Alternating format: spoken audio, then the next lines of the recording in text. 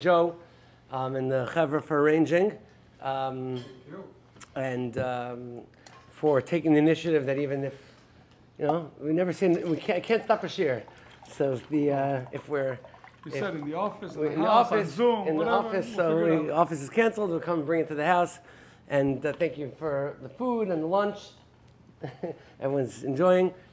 And we put this also as part of the series of things that we do together with other businesses. Josh is here representing his law firm, who's done a lot for us, and we do things together. And so as part of that series, kind of. So the title of the shir is "Can People Change?" Now, obviously, none of you, I assume that the answer at the end of the class is going to be no, right? Like you said. So. The problem is that we're pretty sure that we can change because we're told that we can, and this time of year we're supposed to, and there's a concept of Teshuva. Teshuva was created before the world was created, and people can change, and we see it in front of, we see how people, we see it. What I want to talk about is sometimes things are overwhelming, and sometimes things can be a little bit disappointing. And I want to give some chizuk and some advice, very practical. Even though I don't like giving, with the chaver here, I feel like we could talk, tachlis a little bit. So some advice about what steps can we do, actually, to make significant change. So I'll start off with a question. If a person is looking to make change in something, whatever it is, whatever area it is. So the first question is, should you work on something which is hard for you, or should you work on something which is easy for you? Because on the one hand, if it's too easy, you work out and you just take it on the first level of the treadmill, so, are you really working out? But if it's too hard, is that the goal either? So there's actually a machlokes between the Vilna Gaon and Rabbi Salanter about this. It's very interesting. And we'll mention it and we'll come back to it at the end. The Vilna Gaon says, it's actually a Vilna Gaon in the Sefer Yonah. In the Sefer of Yonah. And he says that a person was put on this planet to overcome the challenge which is the hardest for him. The area which you struggle in the most is exactly the area that you were put in to fix. And he explains it with Al Pi Kabbalah and all that. But this Al Pi Musar, what he's saying is that you're not supposed to ignore the area that you struggle with. Some people are good at, they care a lot for people, but they're not good at davening. Some people are very spiritual, but they can't, the chesed doesn't work for them as much. Or some. So you think, well, look, I'm naturally good at this, so that's what I should focus on. No. The thing which is the challenge for you is what you're here to fix. That's the one. But Rabbi Salanter says, and I want to go back to this at the end, that you should dafka work on the thing which is the easiest for you. Why? Because if it's easy for you and you don't do it, then there's a bigger tain on you in Shemayim. It's so easy and you didn't do it. You see? So that's what Rabbi Salanter says. So Rabbi Salanter says, work on the thing which is the easiest for you. The Vilna Gaon says, work on the thing which is the hardest for you. So is that two opinions? Is it one opinion? So I want to show how it's all one thing. And then we're going to come out mamish practical advice about what we can do. And we'll feel good about it also. That's the goal. Okay? The word is like this. A person at this time of year thinks to themselves, I don't daven the way I should daven. I don't do the chesed the way I should daven. I don't learn the way I should learn. I don't do business the way I should do business. I speak the way I shouldn't speak. I get angry. My midas are not up to par. I could do a lot of things, a lot better. I don't interact with people so nicely. I'm very curt with people, and whatever. There's a lot of things that can make a person think, so what am I going to do? I can't fix everything. And then people say, well, is it possible to really overcome it? So here's the idea. The first thing is that I want to explain why any Kabbalah that a person makes, a small Kabbalah, what's a Kabbalah? I don't know. Take upon oneself a small thing, a mitzvah, something. something small, why that's very, very significant. And no one should belittle or belittle any sort of Kabbalah and the importance of taking on even a small thing. And I have 4 reasons why it's important. Huh? Yeah. There you go. so that was number 2. Right, yeah. You shouldn't belittle anything. And no matter what little Kabbalah a person can make, how valuable it is. And here's the reasons why. Number one, there's a midah in the Yud Gimel Midot. We said today, at least Ashkenaz, the Slichot that we said today is primarily about the Yud Gimel Midos. Yud Gimel Midot. The last of the Yud Gimel, in the Sephardim, the whole thing is that, right? The whole Chodesh El, Yud Gimel Midot, Yud Gimel Midot, Yud Gimel Midot. So what's the last one? Hashem cleans you. Obviously, well, if you did tshuva, Rashi says he's menakeh l'shavim. He cleans those who did tshuva. Well, obviously, if you did tshuva, what's the extra midah there? What's the chesed? Tshuva works. So what's the extra chesed of menakeh? Hashem cleans you. Why is that an extra chiddush? So the Maral says, the chiddush is that one would think that maybe you have to do tshuva on everything. Until now, you did a lot of problems, and now you got to fix everything. But how do you know if fixing part of a problem is considered tshuva?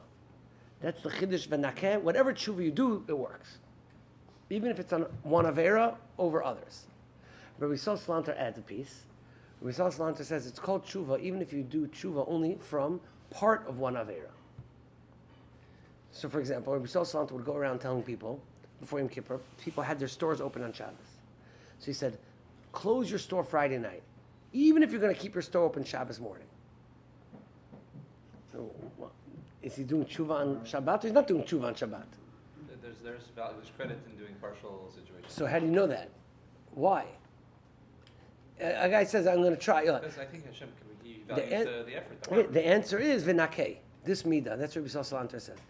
The last of the 13 midot says, I accept whatever tshuva you do. But you need a special chidush for that. But that's the special chidush. So you would go around telling people, close Friday night.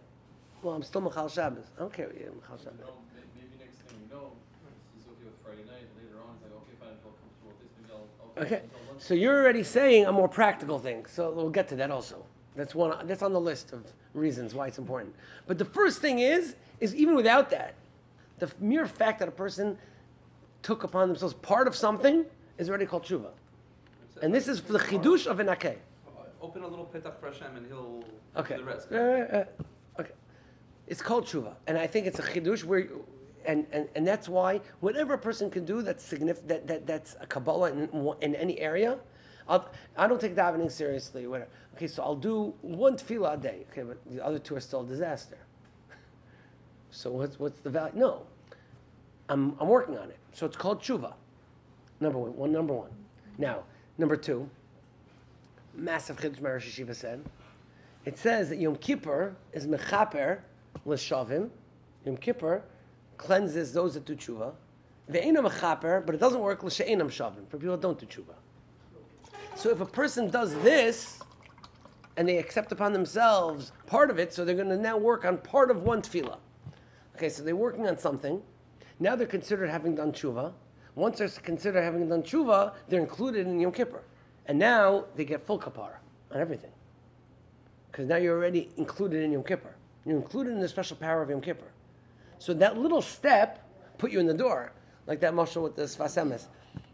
Take the one step. Well, what's the value of the step? Well, because that step, there's a huge building. It's 100 stories tall. Just, I'm telling you, it's kedai. Just take the one step. But I can't climb the 1 stories. No, but if you take the step, it's a step into the elevator. It takes you up, right? So the one step, now you're called to you did tshuva. Once you called you did tshuva, you're included in Yom Kippur. That's point number 2. So that feeds off of point number 1 with the partial tshuva. Yeah, that's what I'm saying. Because Vanakeh considers it to be partial tshuva, now it's considered tshuva. Now it's considered tshuva. You're considered shav, the shavim, and now you're included in Yom Kippur. Okay. And that's another reason why you should not belittle. Yom Kippur mechaper l'shavim, to either do tshuva. Oh, okay. It's the verb of tshuva. Lishavim, for those that do tshuva, so what is it called doing tshuva? If I'm perfect, what do I need Yom Kippur for? I already did it on my own. No, you're not perfect. You're far from perfect. But you worked on something. If you worked on something, now you're included in Yom Kippur, in the magic of Yom Kippur. So that's why it's important, the value. Third thing, the Gemara says, I heard this from Rabbi Solomon, the Gemara asks a question. Does Hashem want Rishaim to stay alive, or does he want to eliminate Rishaim? Kilo achpotz b'mot hamet. The Gemara Nida. So we all know that pasuk, but the Gemara Nida brings that there's another pasuk that's in Yecheskel. There's another pasuk that says ki achpotz b'mot hamet. There is apparently a contradiction in this. The Gemara Nida asks a question. So the Gemara says it depends. Kan b'she'osin tshuva, kan b'she'en osin tshuva. If they're doing tshuva, lo achpotz b'mot hamet. I want people to do tshuva. But if they're not doing tshuva, I don't want them around. So Rabbi Solomon asked, so then if he did tshuva, he's not Rasha anymore. So what's the big chiddush? Oh, lo achpotz b'mot hamet. I don't want the Rashaim to die. Why? Because he did tshuva. If he did tshuva, he's not Rasha anymore. So Rabbi said, it says in the Gemara, Kam b'she'osin tshuva. They're in the process of tshuva. They started. Meaning, he's still Rasha. This guy is still considered a Rasha in the pasuk. The pasuk calls him a Rasha. But Hashem wants him around because he's in the process of doing tshuva. Means a person that's really not, he has a lot of problems. But he's working on something, he took a step. That step puts him in the category of osin tshuva. It's called he's doing tshuva. Once he's doing tshuva, now Hashem wants him around. He's got a lot of potential. He could change. You have to show the ability to change. Now, take it a step further. Moshe Rabbeinu comes down from the mountain. And Hashem says, I want to destroy these people because they just did the Chet HaEgel. They just worshipped the golden calf. I want to destroy these people. Okay? Why? So if you would have to say a reason why, because they just did the Chet HaEgel. I want to kill them because they're of the Avodah Zarah. No, look at the pasuk. Ki am kshe orefu. Because they are stubborn people. Why is that the reason you want to kill them? I thought the reason you want to get rid of them is because they did Avodah Zarah. That's a good point. They did the Egel. Why we focus on the Am Keshe Oref? That's the worst part about it. Right. So the answer, Rabbi Strassalanta says, because if someone's not stubborn, they could change. They could do tshuva. So Hashem says, you could have done the worst Avera, but okay, I'll keep you around. But they're stubborn people. Am Keshe Oref. They're stubborn people. They're not changing. If they're not changing, so then they're stuck in their ways. Then I don't need them around anymore. So what is Hashem? What do you have to show Hashem? We're not Am Kshe Oref. We're not Am Kshe Oref. We're willing to make steps to change. I said one time, if you read the whole Vidui, Hashem nu Bagadnu, and you can't find anything to improve, so at least you can have Kavanah by Kishinu Oref. that we're stubborn. Right? In other words, if you don't find anything that you could think of the whole Hashem that I'll improve on that, at least I'll improve on the fact that I think I'm perfect. Right? Kishinu Aref. So at least that one. But the point is that we shouldn't, if a person takes a step in something, that means that they're not Kshe Aref anymore. They're not stubborn. Once they're not being stubborn, Hashem looks at you differently. So these are all the reasons why there's value to any Kabbalah that a person will do. Now, so the first point, what I'm trying to say is this is the first point, that a person should not be discouraged and say, what am I going to do already? I'm pretty much where I am in life. I'm pretty decent anyway. And I've been down this road. This is not my first Rosh Hashanah, not my second. I've tried different things. I'm pretty satisfied. I'm where I am. So I'm not going to become a different person overnight. But the answer is not about that. It's about showing an effort to improve. You make that statement, I'm trying to improve. And therefore, if a person makes a Kabbalah, takes upon themselves something to improve on any small thing, that small thing is really a statement of something much bigger. It means I'm not Kshe Oref, I'm not stubborn. It means I'm open to it. I'm Osin Tshuva, I'm in the process. And I'm called Shav. I'm called Dun Tshuva. Now I'm included in Yom Kippur. It's a whole different thing. If a person just walks in and says, I'm satisfied with who I am, that's not a good statement. The fact that Hashem called him Am Kshe Oref, and like had enough himself. Like this, I cannot work with these people. They are. Yeah, but so what was Moshe Rabbeinu? This is Rabbi Salanta says. So if a person is in that situation, another Yom Kippur, another Yom Kippur, another Elul, I've been down this road already, and I'm the same guy I was last year or the year before. Seems like it's in the DNA. No, so it's not. So what happens? Rabbi Salanta explains what happened. Moshe Rabbeinu broke the luchos. What does breaking the luchos do? So he says even for Kshe Oref, sometimes a shock gets you to think. So look around the world. There's things going on that are shvira saluchais. To shock a person, like, how does the world look like this? Huh? Shock and awe. It's like What? Shock value. There's a shock. Shock value. Right. So the second that, so he says actually, Rosh Hashanah says that's the point of the shofar. The shofar is like the shvira saluchos. The shofar is supposed to break the kshe oref. And now that you broke the kshe oref, now you're thinking, one second, what's going on? There's a shofar here, it penetrates. Am I really doing? Okay, now analyze. Is there something that you can do? That's the way it works. So, okay, now I want to talk about, so this is why everybody, no one should be discouraged and say, there's nobody that can't find something small to take upon themselves that is at least a statement that I'm open to it. I'm working on something. There's something that I can. It could be I'll concentrate more on a bracha. It could be that I'll pay more attention to this. It could be I'll make one phone call a week of a chesed thing. It could be a very small Kabbalah. It doesn't matter what it is. But a person is open to change and to working on themselves and to thinking about something that's significant, that's small. They're in a different category. But okay, now it's a midah or an action, or either. Either. But here's what I want to get to connect back. But what type of Kabbalah should we be? So let's say it's totally off. It's a Kabbalah, but it's a beautiful thing, but it has no connection to anything that's really about me. And this gets to your point, which is I think that the Kabbalah that a person makes should be something which has the ability to propel you to something bigger. And that's what you said. Rabbi Salanta, when he told the person close Friday night, ultimately, he probably was thinking that besides the closing Friday night, which is partial tshuva, it may eventually lead him to keeping Shabbos fully. So there's certain things that a person can make that they have the ability to slowly move on forward. I just read a story about Ramosha Shapiro that there were 3 pilots from the Israeli army that came to him, and they were very nervous and whatever. It was a while ago. It was probably in the 80s, this story. 3 pilots came, and I guess they wanted a bracha or whatever. He said, I'm not going to give you bracha guarantee. But accept to put on tefillin. Accept to put on tefillin. So, 2 of them accepted, 1 of them didn't. And they asked the 3rd one why he didn't accept. He didn't answer. A couple years later, he said, you see why? Why? Because the other 2 became fully religious. Their kids ended up learning in yeshivas, and their grandkids learning Kollel. And he said, I knew that if I would put on tefillin, it wasn't just about the tefillin.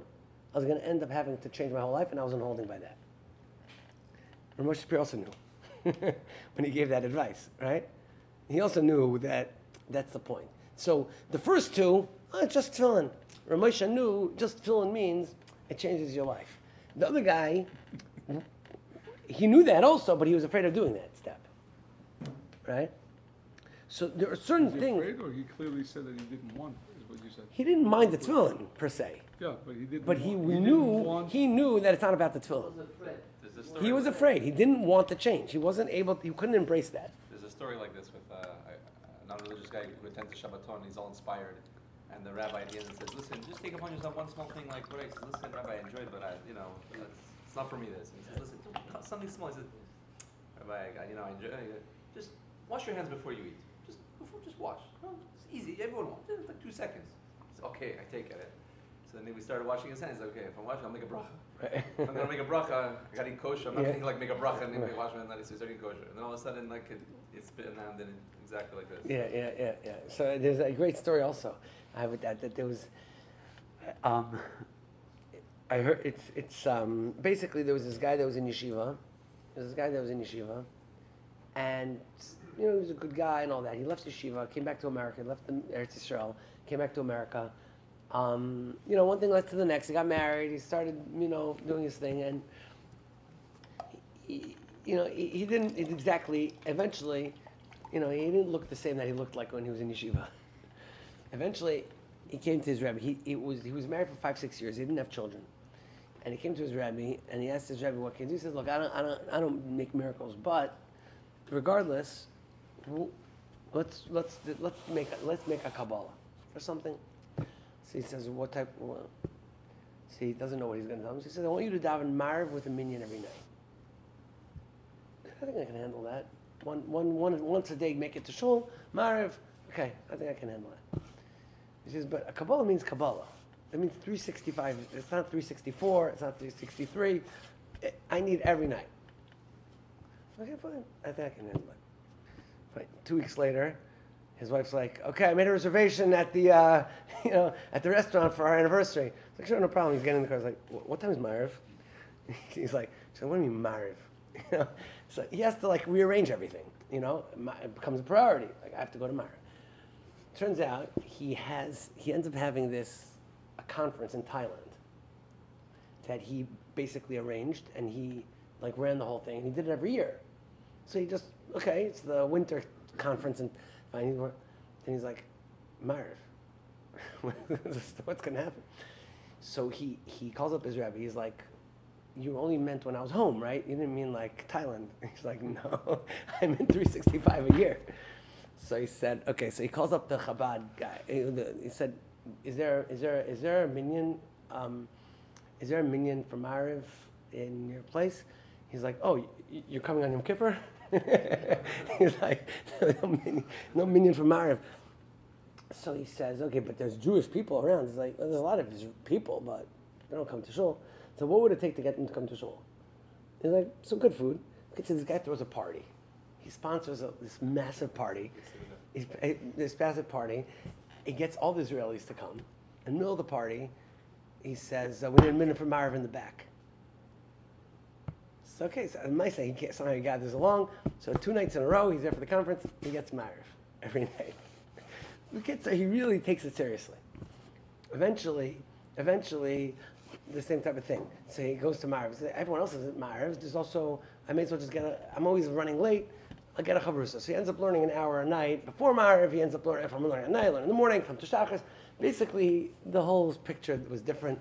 And he did have a baby after a year, but that was like the afterthought. That wasn't the main point. The main point was, it's funny, someone asked me when I said this story in the Kollel, so at the end, after the shir, someone said, "So did they have a baby at the end or not?" I didn't say that part. So I said, "Well, why does that matter?" So I want to know if it worked. So I said, "It's a much bigger chiddush that a person can change than that Hashem can make miracles." What's the bigger? You already know that God can make miracles, but I'm showing you that a person can change. That's a much bigger chiddush. It doesn't matter that he had a baby or not. That's not the point. The point of the story was that people can change. I had a similar story with a guy. The guy that he came to me. He came to me on Purim, and he hadn't had children for 5-6 years. So I said to him, on Purim, I said, "Do you put on tefillin every day?" He said, "I don't put on tefillin every day." So I said, it says in the pasuk, like Yudim Haisa Oira v'Simcha v'Sason v'Yikar. The Gemara darshan Sason Zumila, Yikar Zu tefillin. So if you take upon yourself to put on tefillin, you'll have Sason and be able to make a bris milah. So the truth is, he did not do it the first year. He came back the second year and said, "You got to do this." He took it upon himself. Also, very serious, meaning meaning he no matter what. This guy was putting on tefillin no matter what. One day he calls me up from the hospital. He got taken to the hospital, emergency to the hospital. He said, I just got admitted. I asked him for a phone. He didn't even tell his wife. He didn't call his wife. He called me before he called his wife. He's in the hospital. He said, it's 45 minutes till Shkia. I didn't put on tefillin yet today. You got to get me tefillin. He's in Miami Beach. He's in Mount Sinai, Miami Beach. What? There's a kosher room with tefillin in it. With tefillin? Yes. Okay, so I didn't know this. Yeah. So basically, there was boys from Taras Chaim that were going down to Miami Beach. The school was just let out. We got him to tefillin, and he put on the tefillin. But like, he really took it seriously. Sinai, Aventura, and Memorial all have a kosher room. Healing Hearts has a set of tefillin and sidurim and everything there inside those kosher rooms. So I knew that kosher rooms. I know that's tefillin. So there's tefillin in there, just for future reference. That's good to know. So Lamaisa, this guy Rosh Chodesh Shvat made a bris. This guy. I have the video of you dancing with the baby. Right. So again, but this guy eventually started learning, started this, started that. So 100% you're right. That a person makes a Kabbalah, a small thing, it's transformative in general. Okay? So these are like 4 or 5 reasons why we shouldn't give up. Number 1 is you're doing tshuva. You're including Yom Kippur. No, Benake says it's called tshuva. Number 2, you're not called stubborn. Hashem wants your life. Hashem wants you because you're working. You're osin tshuva. You're in the process. And beyond that, it could be transformative to something else. That one you have to be willing to know that it may be, but it's transformative to something else. So now let's get back to the original question. The original question was, so should it be something hard or something easy? So what I think is, as I told this over to a chashuv person, they agreed to me that this is putting together the Rabbi Salanter who says you should do the easy thing, and the Vilna Gaon who says you should do the hard thing. You should find the area which is most challenging for you, and then do something easy in that area. Right? What's the area you need to fix the most? For some people, it's learning. For some people, it's davening. For some people, it's chesed. For some people, it's their midos.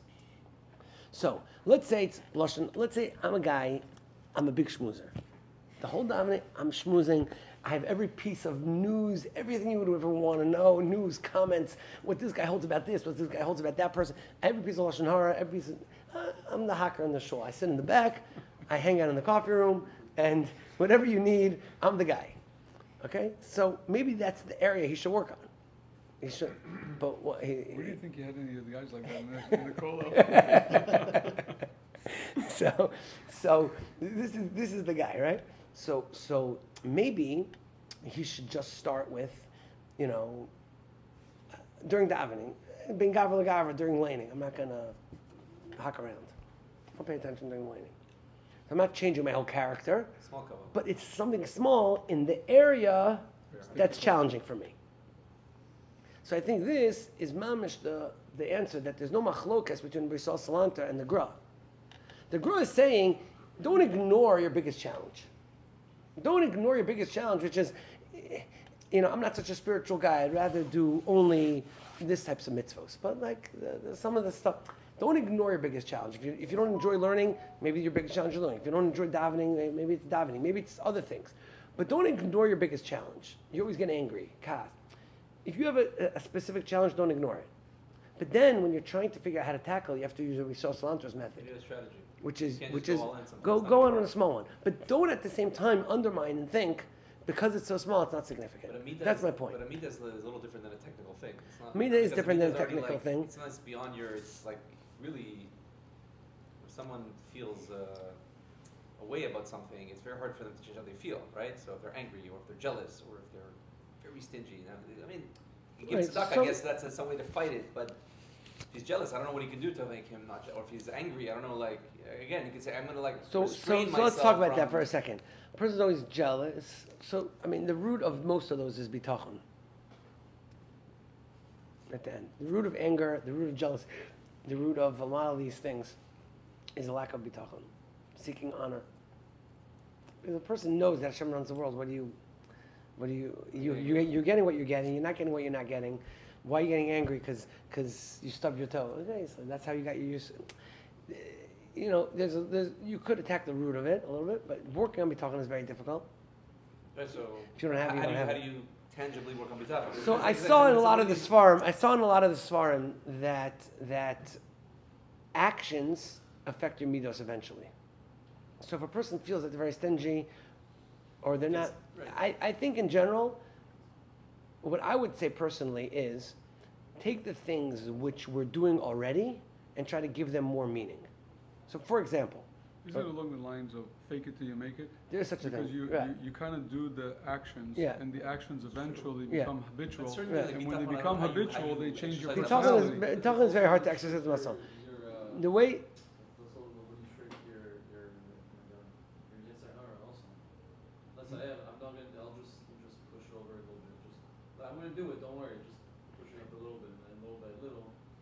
Yeah. Bitachon's like I'm gonna swim between the deep end, becomes the becomes, life jacket. That's gonna improve. Like, how do you make your bitachon stronger? That that you really. okay, so and that let's affects start. a lot of Let things, me start obviously. with something else first. Let me start with something else first, because I think it's important. How do you work on being more sensitive, let's say, to other people? It's a feeling, right? So the answer is, Chazon Ish says, that figure out time. The way I would say it is, very simple, very simple. Take the things that we're doing already and give them a little bit more meaning. So, for example, I think every minyan in the world, every shul, is saying Tehillim lately. After every tefillah, after one tefillah, or two, one, it doesn't matter. Everyone's saying Tehillim. So when you're saying the Tehillim, think about what you're saying it for. There's a person who has their son out in the army. There's a person who's displaced over here. There's a person who even doesn't have to be that. It could be that just there's people in the neighborhood that need this or whatever, people that I know. If a person stops for, or Chazon Ish says, if a person stops for that second, when you're saying the Tehillim anyway, you don't have to take on anything new. You're saying the Tehillim anyway, but you already forgot why you're saying it. Like it's robotic. Now it's already just like Elena already. So, yeah. So think about for a second. It is like a What? Feel like that there. The Tehillim becomes Yeah. so like So, right. Yeah. it's- So think about for 1 second of the film, there's somebody that's suffering, and this may help. You're taking yourself out of the box a little bit. You're taking yourself out of being a little bit so selfish.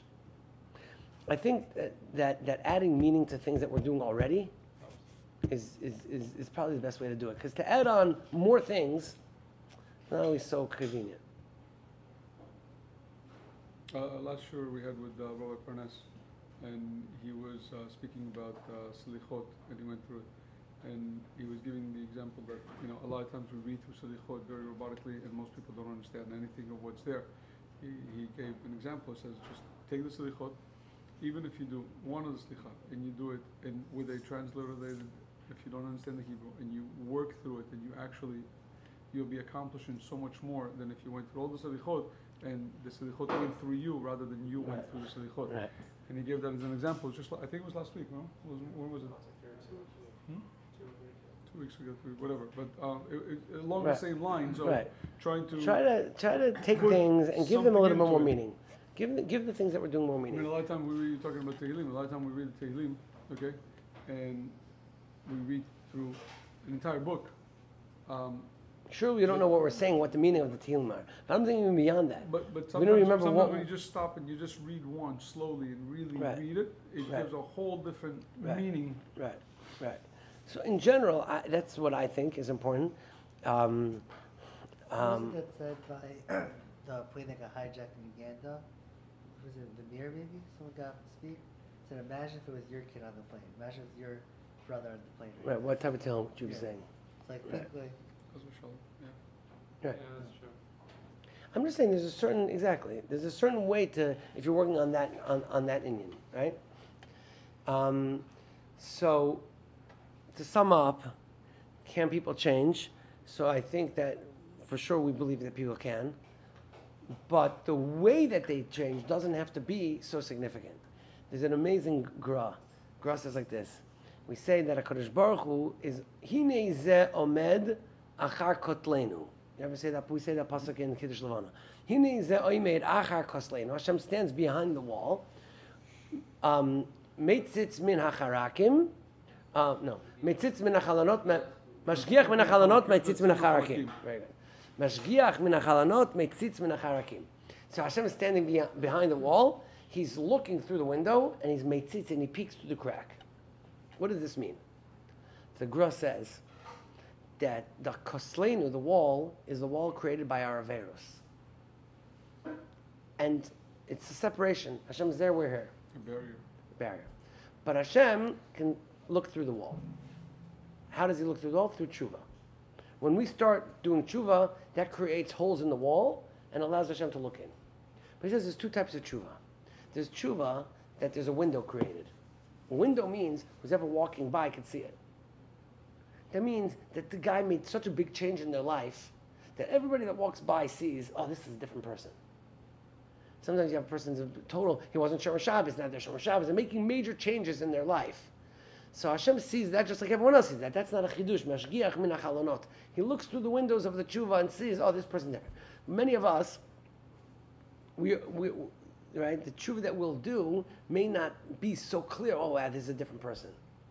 Right? So Hashem says he's meitzitz min hacharakim. What's harakim? Harakim is a crack. It's like a keyhole. Details. You have to go through and look like this, and only the person that goes and puts their eye to the crack will see it. So Hashem will say, look, I know that you're a different person. No one else sees it. I don't see major change and major differences that now you're a totally different guy, that everyone sees you. No. But you're doing small things, and there's change there. And Hashem says, I have the keyhole into your lave, and I could see into your heart that you're changing. So he's made tzitz min hacharakim, that there's a crack in your heart where I could see the tshuva even if no one else can. Hashem can see it. Hashem could see it. So therefore, this is why, no matter what step we do, the lashon of Rabbi Salanter is, Ein arach la b'chol minei tevel. There's nothing more valuable in the world than a small kabbalah that a person can make approaching Yom Kippur.